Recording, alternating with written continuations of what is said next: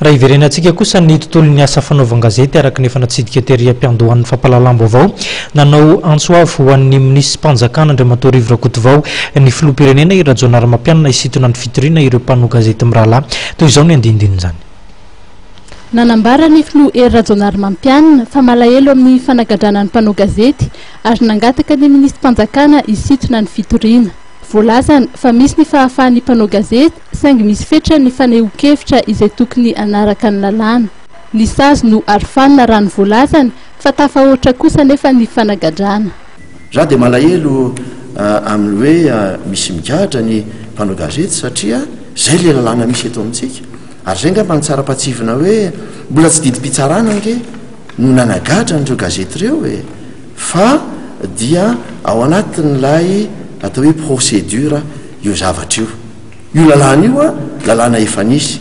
Raha vao misy zany ny fanalam-baraka, fitenenany ratsy, fanompana olona dia azon'le olona zay voakasika izany atao tsara no mitory na mpanao gazety io na tsy mpanao gazety io ary raha ny lalàna amin'izao fotoana izao zany nampiarina dia lasa tonga amin'izany fanagaddrana zany.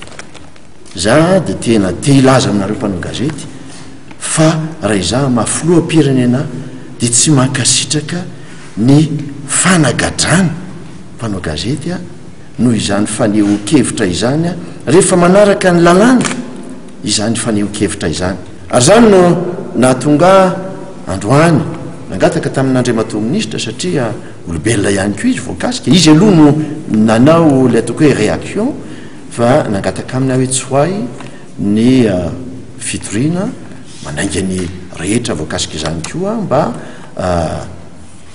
andray fanapa-kevitra izay mitarika fitoniana eto amin'ity firenena ity dia angamba raisina amin'ny hoe savorovoroky ilatona io zavatra io fa dia samandray ny fepetra ny rehetra fahalalahana dia misy fa tsy maintsy ao anatin'ny fanajana lalàna anovana an'izany ao anatin'ny fanajana ny fahalalan'ny hafa nanaovana an'izany ary ny fanaova gazety dia misy zo tahaka ny fahalalana ny rehetra fa misy adidy ihany koa sy andraikitra izay tsy maintsy ajay.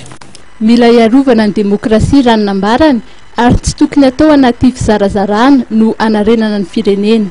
Tsy midika ho fahalemen'ny fitondrana akory izao fihetsika izao fa tokony raisina ho fahamendrehana raha ny heviny.